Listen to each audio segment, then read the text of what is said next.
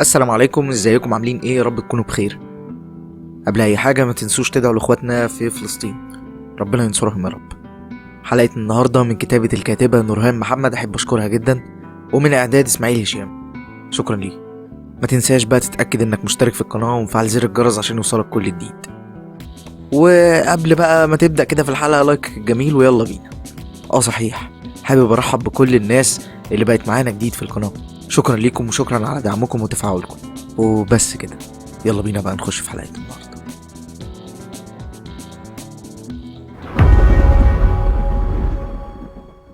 ندهت بصوت عالي على أمين الشرطة اللي كان واقف بره مكتبي. فرج، يا فرج! في لحظات الباب اتفتح ودخل وهو بيقدم التحية العسكرية. دخل المتهم حالا. دقايق ورجع فرج ماسك في ايده المتهم. هزيت له راسي بإشارة معناها انه يسيب المتهم ويخرج، وفعلا قرب المتهم قدامي، بعدها استأذن وخرج. بعد خروج فرج بصيت ناحية المتهم اللي كان واقف بمنتهى الثبات بدون ما يظهر عليه أي علامات للتوتر. ودي حاجة غريبة على واحد قاتل، ومش أي قاتل، ده قتل 18 شخص بدم بارد.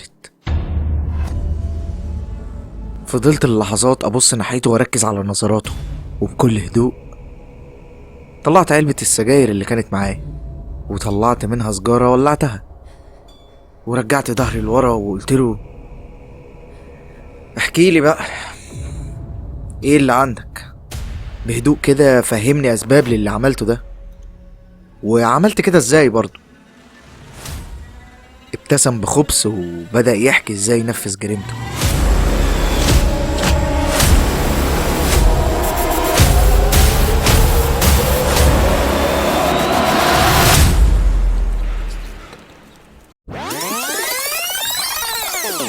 انا يزن سيف الدين، عندي 34 سنة، ضابط في اسم تبع محافظة الأقصر، متجوز وعندي بنتين. الحكاية بتبدأ لما كنت بدور على شقة واسعة وفي نفس الوقت تكون قريبة من الاسم اللي أنا شغال فيه، لحد ما كنت بقلب في الفيسبوك وقريت إعلان لشقة معروضة للبيع. الشقة كانت فيها كل المميزات اللي كنت بدور عليها. اتصلت برقم صاحب الشقة اللي كان موجود في البوست واتكلمنا، وفي نهاية المكالمة اتفقنا ان احنا هنتقابل في الشقة نفسها ومنها برضو اشوفها. وبعد كام يوم رحت على العنوان، وقفت قصاد شقة كانت في الدور الارضي وخبطت على الباب، لحد ما فتح الباب شاب في اول التلاتينات، واضح انه صاحب الشقة. مد ايده وهو بيرحب بيا وقال: اهلا اهلا بحضرتك، انا شهاب حسان. كمل كلامه والترحيب بيا وهو بيشاور لي ادخل الشقة.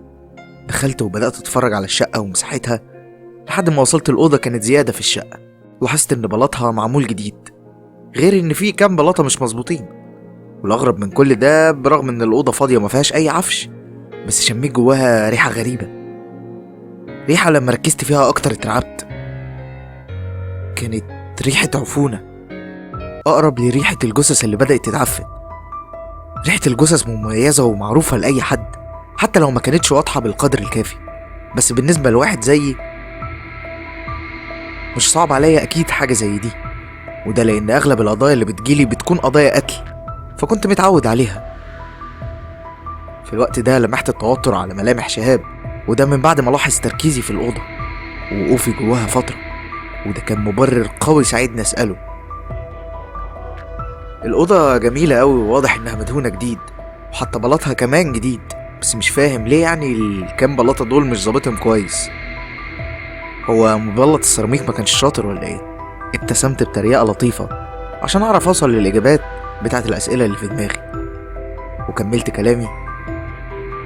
شكله فعلا ما كانش متمكن من شغله، حتى النقاشة اللي موجودة في الأوضة ما اتعملتش بشكل كويس. واضح انك ما بتعرفش بقى تختار اي صناعية. وغير كده في ريحة غريبة قوي من ساعة ما دخلت الأوضة. هي ايه الريحة دي؟ بصلي بعيون مليانة قلق وتوتر، وكمان كان واضح عليه الارتباك، لكن هو بيحاول يداريها. باين ان هو بيرسم ابتسامة على وشه، وقعد يتهته شوية بالكلام كده، ويجيب كلمة من الشرق وكلمة من الغرب، بيقول اي حاجة بعيد عن السؤال الاساسي. هو مش فاهم انه باللي قاله ده اثبت شكي. اكيد في حاجة مش تمام في الأوضة دي. وقتها جه في دماغي فكرة. رحت ناحية باب الأوضة ورحت على المطبخ. كان موجود معالق وسكاكين تقريبا يعني يخصوا العمال. خدت سكينة ورجعت الأوضة. كان شهاب واقف مكانه ومتابعني. اتفاجئ بالسكينة اللي ماسكها فقال بخوف: حضرتك جايب السكينة دي ليه؟ هتعمل بيها ايه؟ رديت عليه وانا بنزل بركبتي ناحية الكام بلاطة اللي مش مظبوطين: هتعرف دلوقتي انا هعمل ايه. ارتبك شهاب وقرب مني بخطوة سريعة. كان هدفه يمنعني من اللي هعمله، بس انا ما اديتوش فرصة لما عرفته باسمي ومهنتي. التوتر والقلق زاد قوي عنده وقلت له: انا عايز اعرف مصدر الريحة دي ايه، لان انا شاكك في حاجة وهتأكد منها حالا. رجع لورا كام خطوة وثبت مكانه. بدأت اشيل البلاط وكل ما كنت بحفر كانت الريحة بتزيد، لحد ما ظهر من تحت الرمل قميص. كملت في الحفر وفجأة ظهرت ايد بني ادم. كملت لحد ما طلعت الجثة. كانت لشاب عمره في نفس عمر شهاب.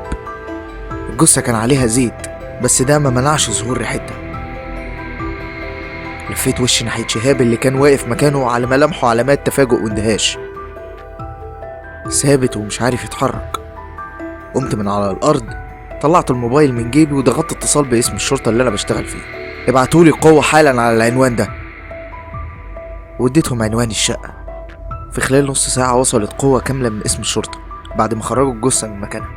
اتكلم أمين شرطة من اللي كانوا واقفين وهو حاطط منديل على مناخيره: الريحة هنا صعبة جدا يا باشا، المفروض اننا خرجنا الجثة بس الريحة زادت ما قلتش. فضل يكح من شدة الريحة اللي كانت قوية جدا. فقلت لأفراد الأمن اللي كانوا بيردموا مكان الجثة: بقول لكم ايه، شيلولي كل البلاط ده. وبدأوا فعلا ونفذوا اللي طلبته وسط الريحة البشعة اللي انتشرت بقوة. وهنا كانت المفاجأة: مع الحفر خرجوا من تحت البلاط 20 جثة مقتولين بطرق مختلفة. في منهم اللي مات بسبب خبطة قوية في الراس وراسه كانت مهشمة، ده غير آثار التعذيب اللي كانت واضحة على أجساد الجثث اللي كانوا من الجنسين، ستات ورجالة. وفي ناس صدرها كان مشقوق بالسكينة لحد آخر بطنهم وجسمهم متغطي بزيت على عمق أكبر، بعكس جثة أول شاب خرجته.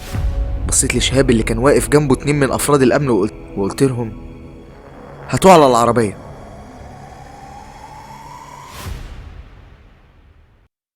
واحنا في الطريق للقسم رن تليفوني، وكان اتصال منها مراتي اللي قالت بعد ما رديت عليها: فينك يا حبيبي؟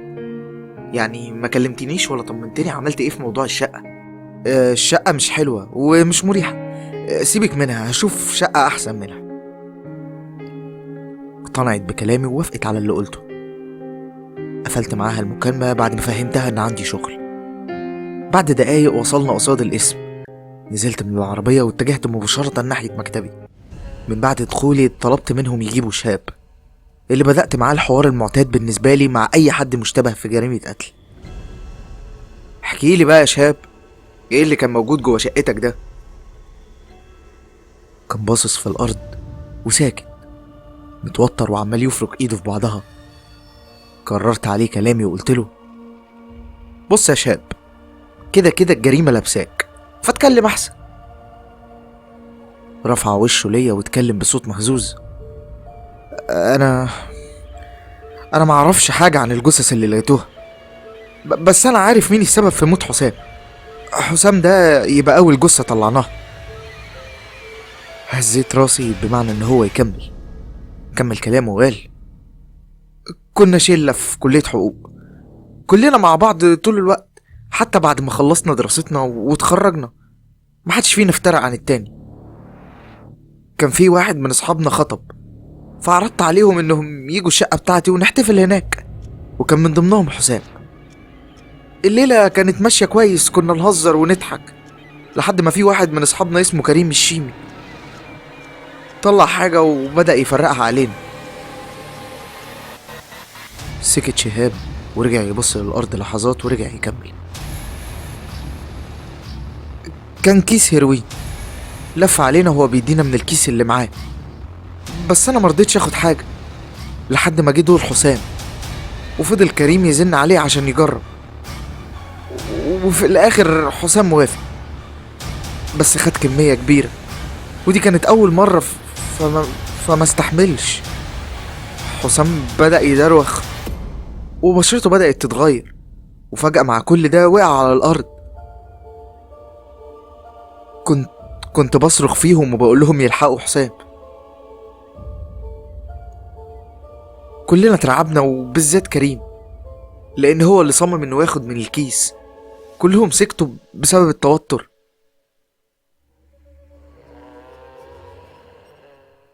اتكلمت معاهم وقلت لهم انتوا هتفضلوا ساكتين لحد ما يموت؟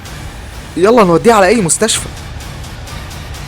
كريم ساعتها رد عليا وقال لي انت اتجننت، مستشفى ايه وزفت ايه عشان نتلطف في مصيبة؟ عاوز توديه روح وديه لوحدك، هو اصلا شكله مات.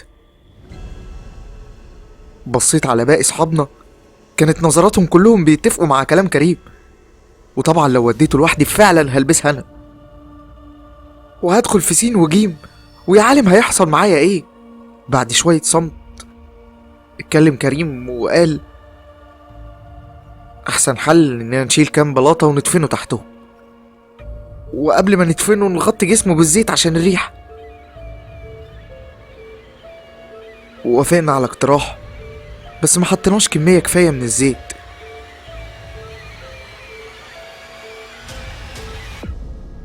بعد ما خلص شهاب انفجر في العياط وهو بيقول والله العظيم كنت عاوز الحقه، كنت حاسس ان لسه فيه الروح، لولاش بس كريم وصحابي هم السبب، منهم لله.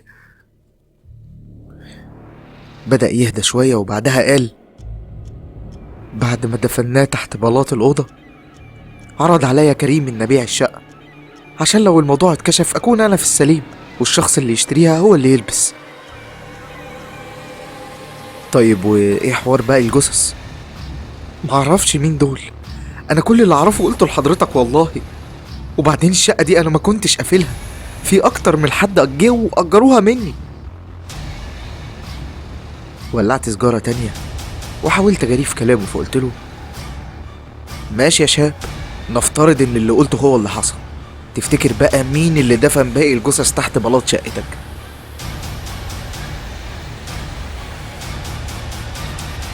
معرفش يا فندم، معرفش مين اللي عمل العملة دي. بص يا شاب، انت المسؤول قصادي عن الجريمة دي لانها في شقتك، ومفيش اي دليل بيقول انك ملكش يد فيها. فرج، تعال خده وديه زنزانة، يمكن يرجع لعقله ويجي يقول كلام موزون. وبلغ حضرة الضابط وليد اني عاوزه، خليه يجيلي حالا. تمام يا باشا، يلا يا ابني. دقايق ودخل وليد، شاورت له يقعد بعدها. جثة الشاب اللي لقيناها النهاردة هي نفسها الشاب اللي متبلغ عن اختفائه من اسبوع، مش كده؟ رد عليا وهو بيهز راسه تأكيد على كلامي. تمام، اتصل على اهله وبلغهم يجوا يتأكدوا من الجثة، وعاوز كمان يتعمل تحليل مخدرات للشاب. يلا اتفضل. بعد ما خرج اخدت معايا كام عسكري ورحت على بيت كريم. وصلنا وبعد كام خبط على الباب ابوه فتح، كان مستغرب ولسه هيسأل عن سبب وجودنا. جه كريم من وراه وقال بلهفة خير يا باشا، في حاجة؟ بصيت لكريم وقلت له انت متهم في جريمة قتل. كان واقف مصدوم من اللي بقوله، اما ابوه فما كانش فاهم حاجة، فقال قتل مين وتعاطي ايه قتل مين ايه؟ قتل مين يا باشا اللي بتتكلم عنهم حضرتك؟ ايه ده؟ هو في ايه؟ هاتوه. بعد ما وصلنا القسم دخلت مكتبي وورايا العساكر ماسكين كريم. وبعد ما خرجوا العساكر من الأوضة بصيت ناحية كريم اللي كانت حالته ما تقلش قلق وتوتر عن صاحبه شهاب، علامات الخوف واضحة عليه، العرق مغرق كفوف ايده وهو بيفركهم في بعض. فبدأت الكلام معاه وقلت له تقريبا انت سمعت اللي قلته واللي عندي، عاوزك انت بقى تتكلم وتسمعني اللي عندك. رفع وشه ببطء وبصلي وقال ما عنديش حاجة اقولها لحضرتك. بص يا كريم، شهاب كان عندي واقف في نفس مكانك واعترف عليك انت واصحابك بكل حاجة حصلت في الليلة اياها، فاكرها اكيد. فمن غير لف ولا دوران احكي انت كمان وقول اللي حصل، بما فيهم مين اللي اداك الهيروين. توتر كريم من طريقة كلامي فقال كل اللي حصل في اليوم ده، وكانت أقواله مطابقة تماما مع أقوال شهاب. بعد ما خلص سألته نفس السؤال. مصدقك في كل اللي قلته، بس برضه ما وصلناش لسبب وجود 20 جثة، مين اللي دفنهم في شقة شهاب؟ كان رد فعله نفس رد فعل شهاب، باين عليه الاستغراب من كلامي، وفضل يقول نفس اللي قاله شهاب، إن هو كمان ما يعرفش حاجة عنه. ندهت على فرج عشان يدخله الحجز، وأنا اشتغلت على شوية أوراق، وأول لما خلصتهم بصيت للساعة لقيت إن الوقت اتأخر، فخرجت من القسم وركبت العربية وروحت على البيت. أول ما فتحت الباب كالعادة لقيت بناتي بيجروا عليا وبيحضنوني، ولقيت نهى خارجة من الأوضة بتاعتنا وبتسألني عن اللي حصل. بصيت ليها وأنا متجاهل كلامها عن القضية وبقول إيه اللي مصحي البنات لحد دلوقتي يا نهى؟ ما ريديوش يناموا قبل ما يشوفوك؟ ما قلتليش بقى إيه اللي حصل؟ نهى، أنا حقيقي تعبان دلوقتي ومش قادر أتكلم، عاوز أرتاح. هزت راسها بتفاهم وأخدت البنات عشان يناموا. بعدها حضرت العشاء وما فتحتش موضوع القضية، مع إني كنت تعبان بس معرفتش أنام. كنت بحاول أربط أي حاجة ببعضها، بس النتيجة إني حتى ما وصلتش لأول الخيط اللي ممكن يوصلني للقاتل. نمت وصحيت في ميعاد الشغل، لقيت نهى بتحضر الفطار والبنات كانوا راحوا المدرسة. حاولت نهى على الفطار تلمح إنها لسه عايزة تعرف تفاصيل أكتر عن القضية، بس أنا تجاهلت كل كلامها ودخلت اتجهزت ونزلت على القسم. لما دخلت المكتب لقيت التحليل اللي قلت لوليد يعمله لشهاب، فتحته وقريته. كان فعلا شهاب ما بيتعطاش حاجة. سبت التحليل على المكتب بعد ما لقيت وليد بيخبط على الباب وبيستأذن للدخول. قلت له يدخل، وأول ما دخل قال باشا صباح الفل، احنا جبنا الديلر اللي كان بيبيع لكريم وهو دلوقتي في الحجز. تمام يا وليد، تقدر تخرج انت دلوقتي. بعد ما وليد خرج ولقيت فرج داخل وقال ان في حد من سكان العمارة عايز يقابلني واسمه محمود سعد. لما فرج قال كده اول حاجة جت في بالي ان اكيد الساكن ده عارف معلومة مهمة، حتى لو ما كانتش المعلومة دي هي القاتل مين، بس على الاقل هتوصلني لطرف الخيط. قلت لفرج يدخله ويخرج هو. بعد دقايق دخل شخص في اواخر الاربعينات، قلت له يقعد، واول ما قعد قلت له خير يا استاذ محمود، ايه سبب المقابلة دي؟ بص يا فندم، انا هدخل في الموضوع على طول. شهاب في مرة اجر الشقة لشاب في الثلاثينات تقريبا وكان اسمه. سكت محمود شوية وهو بيحاول يسترجع ذاكرته لحد ما رفع وشه ليا وقال افتكرت اسمه علي حسين. في يوم العمارة كلها صحيت على صوت ست بتصرخ، وكان جاي من الشقة اللي فيها علي. كل السكان نزلوا الشقة وفضلوا يخبطوا لحد ما علي فتح وبيحاول يمثل انه محرج من صوت التلفزيون العالي، وقال ساعتها انه كان مشغل فيلم رعب. كل السكان صدقوا، حتى انا صدقت، لحد ما المولد اللي كان شغال على الشقة انفض. رجع كل واحد لشقته والدنيا كانت هادية لحد ما عدى 3 ساعات او 4 تقريبا، ولقيت صوت طالع من شقته لان كنت في الدور اللي فيه شقة شهاب. قربت من الشباك وبدأت اسمع صوت مراته كانت بتعيط وتقول له والنبي يا علي عيالي يا علي ملهمش غيري يا علي، وفضلت تكرر الجملة دي لحد ما سمعت صوت خبطة قوية. بعدها ما سمعتش صوت علي ولا حتى صوت مراته. كل اللي انا كنت بسمعه اصوات تشبه لصوت الحفر. بعدها بتاني يوم لقينا علي ساب الشقة ومشي. انت متأكد من الكلام ده؟ متأكد طبعا متأكد، زي ما انا متأكد اني قاعد قدام حضرتك دلوقتي. اول ما خلص الجملة دي افتكرت ان في جثة من الجثث اللي احنا خرجناها كانت لست، وكان سبب الوفاة خبطة قوية على راسها ادت لوفاتها فورا. سبت محمود في المكتب وطلعت امر ضبط واحضار لعلي، وبعد ما عرفنا مكان بيته اخدت معايا كام عسكري وطلعنا على العنوان. وصلنا البيت وخبطنا على الباب واللي فتح كانت الشغالة. اول ما فتحت سألتها عن علي، قالت انه في اوضة المكتب. زقتها وطلعت على الاوضة دخلت عليه الأوضة وكان مستغرب، بس أنا قلت له: أستاذ علي؟ أيوة يا فندم. أنت متهم بقتل مراتك نوال بهاء. أول ما سمع الجملة دي بان على وشه علامات الصدمة. بصيت للعساكر وأنا بقول لهم: هاتوه. ركبنا العربية واتحركنا على القسم. دخلت قعدت على المكتب ومسكت راسي من الصداع اللي كان هيفرتكها. بدأت على فرج وقلت له: دخلي علي يا ابني وهاتلي فنجان قهوة. شوية ولقيت فرج بيخبط على الباب وبيدخلي علي ومعاه فنجان القهوة. علي اللي كان واقف بكل ثبات وكأنه مش جاي في جريمة قتل. قلت لفرج يخرج، وبمجرد ما خرج بصيت لعلي وانا بقول له: قتلت مراتك ليه يا علي؟ كانت بتخن.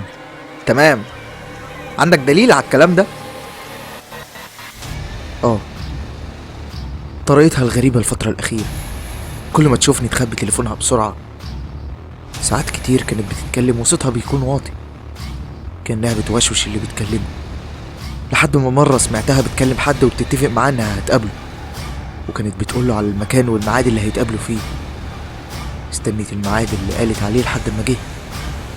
قبل ما تخرج قربت مني وقالت لي: انا خارجة شوية قبل واحدة صاحبتي. استنيتها تخرج وخرجت وراها من غير ما تحس. راحت على المكان وقابلت راجل غريب كنت أول مرة أشوفه.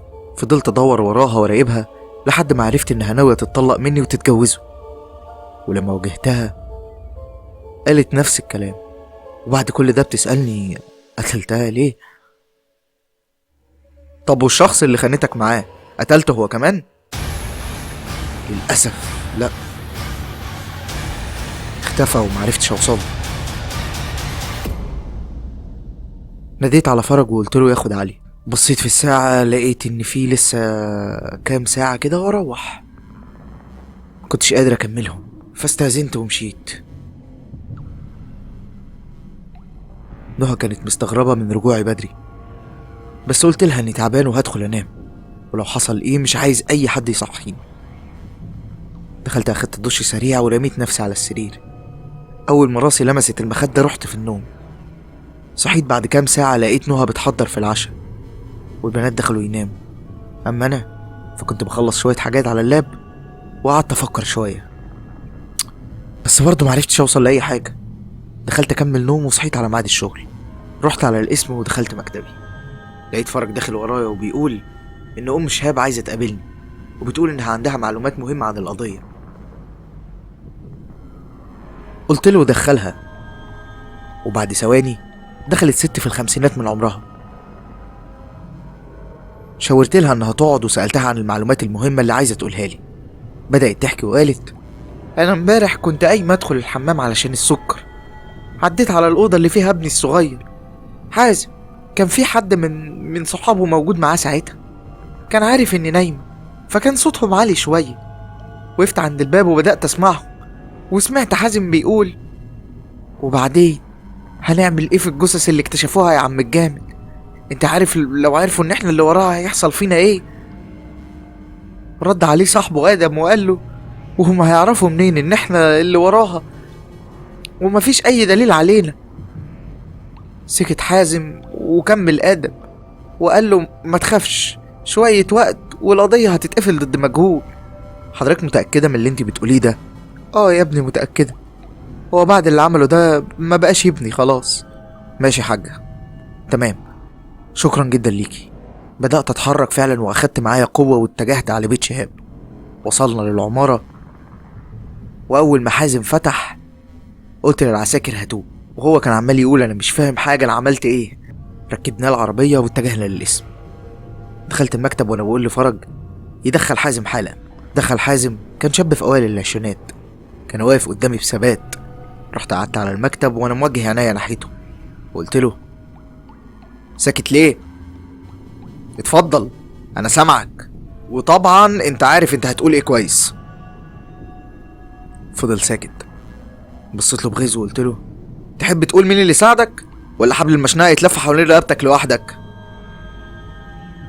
بدأ حازم يتكلم بنفس الثبات وهو بيقول: كنت قاعد في يوم مع ادم صاحبي، وكلام أخدنا لحد ما جبنا سيرة الآثار. لقيت آدم ساعتها بصلي وقال لي: تفتكر في تحت العمارة دي آثار؟ ساعتها اتريقت على كلامه لحد ما كمل كلامه وقال: طب وليه لأ؟ العمارة دي من زمن الزمن، وأنا أعرف واحد من اللي بيعرفوا إذا كان البيت تحته آثار ولا لأ. تجاهلت كلامه، بس برغم إني ما صدقتش آدم ساعتها، بس فضلت طول الليل أفكر في كلامه، وكان كل ما أقابله يقول لي نفس الكلام، لحد ما قررت إني أوافق على كلامه ونجرب، مش هخسر حاجة. لما قلت له تاني يوم كان بيكلمني وبيقول لي إن الراجل ده معاه.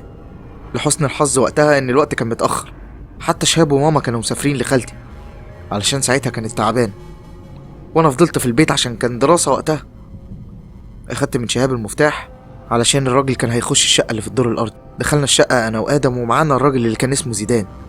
فضل يلف شوية وفي الأوض لحد ما خرج من الأوضة الزيادة وقال: العمارة دي معبية ومعبية كتير. آدم ساعتها بان على وشه الفرحة، أما أنا فكنت ما بين إحساس بين الفرح والخوف في نفس الوقت. فرحت إن خلاص لقينا حاجة نأمن بيها مستقبلنا، أما الخوف من الحواديت اللي كنت بسمعها زمان عن لعنة الآثار وجن الرصد وغيره. إحساس الفرح كان هو اللي ليه الجزء الكبير مني طبعا. بصيت ساعتها لزيدان واتفقنا على كل حاجة، وخلينا اختصر إننا فعلا بعد ما حفرنا لقينا باب لمقبرة. وعلى كلام الراجل ده إن في رصد، كنت هقفل على الموضوع لأني عارف إيه اللي هيحصل، بس زيدان طمني وقال إنه مش هيحصل حاجة من اللي في دماغي. كان شهاب وماما رجعوا، كانوا مستغربين دايما من وجودي في شقته، بس ما كانوش مهتمين بالموضوع ده، لحد ما اللي كنت خايف منه حصل. علشان المقبرة تتفتح محتاجين دم بني آدم، اللي ما كنتش متوقعه إن آدم يوافق على اللي زيدان بيقوله. ساعتها اتخانقت معاه خناقة كبيرة وقلت له يخرج الموضوع ده من دماغه.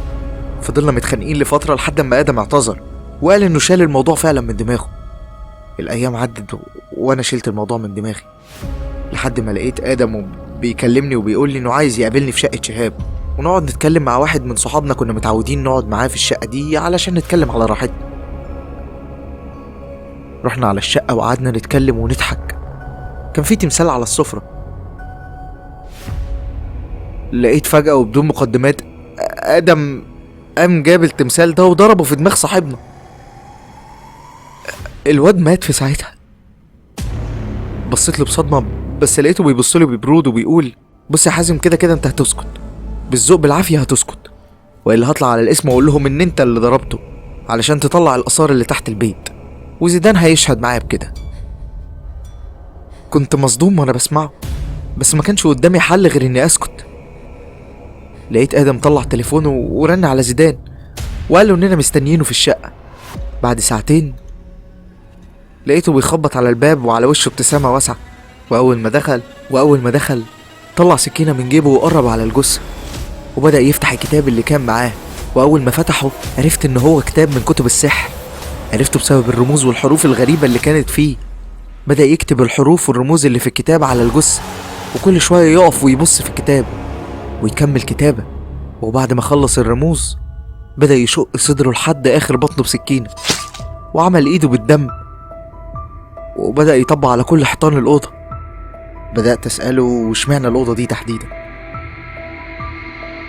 لأنها ما كانش فيها عفش وما كانش فيها أي حاجة تقريبا، فكان سهل الحفر فيها، غير إن زيدان قال إن الأوضة دي هي اللي هنحفر تحتها. بس بعد كل ده المقبرة ما اتفتحتش، وقال زيدان إنه محتاج حد تاني. كنت لسه هرفض، بس آدم فكرني بكلامه ليا لما قال إنه هيبلغ عني، فسكت تاني. عدى كام اسبوع ولقيت آدم جايب ضحية جديدة، وكان صاحبنا برضه، بس انا كنت بكرهه.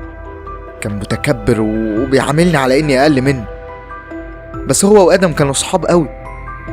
نفس المشهد اللي حصل قبل كده اتكرر تاني، بس المرة دي انا اللي نفذت. جه زيدان وعمل نفس اللي هو عمله قبل كده، وبرضه المقبرة ما فتحتش. فضلنا نعمل كده وانا خلاص كنت اتعودت، وكل همي بقى اني خلاص بس افتح المقبرة. بس تقريبا شكلنا سرحنا. سرحنا لحد ما العدد وصل ل 18 شخص، 18 جثة. لما عرفت ان شهاب هيجيب صحابه قفلت الأوضة بالمفتاح وخليته معايا.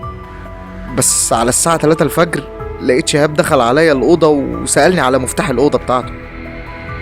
قلت له انه ضاع مني، بس شهاب فضل يدور في الشقة لحد ما وصل ولقى المفتاح.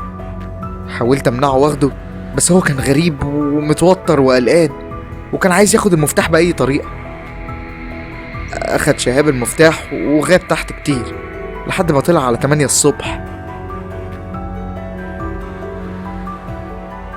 لقيت شهاب ساعتها عارف موضوع الآثار والجثث، ما كانش قدامي غير إن أحكي ليه على كل حاجة. لقيته بيقول لي إني أنسى موضوع الآثار ده خالص، وإنه كده كده هيبيع الشقة وهيدهن الأوضة دي عشان محدش ياخد باله من أي حاجة، وبس كده. خلص حازم كلامه ورنيت الجرس. فرج دخل أخده ورجعه على الحجز. ده بعد طبعا ما خليته يقول لي مكان آدم وزيدان. اتحركت الأول على مكان آدم وقبضت عليه، بعدها رحت قبضت على زيدان. آدم وحازم وزيدان أخدوا إعدام زيهم زي كريم. أما شهاب وباقي صحابهم فأخدوا 20 سنة بتهمة التعاطي والتستر على جريمة، لكن علي الوحيد اللي حكمه لسه ما صدرش. غلطة. بداية كل الجرائم دي كانت غلطة، زي أي مشكلة تبدأ بغلطة صغيرة عشان تداريها تعمل غلطة أكبر، فغلطة أكبر فغلطة أكبر، فالمشكلة ما يبقاش ليها حل. اعتبرني بنصحك، لو بدأت غلطة صغيرة صلحها وهي صغيرة، ما تدريهاش بغلطة أكبر. ما كنتش أتخيل إني بس عشان أجيب شقة أجيب أكبر قضية اشتغلت فيها في تاريخي لحد دلوقتي. وبس، حكايتي خلصت.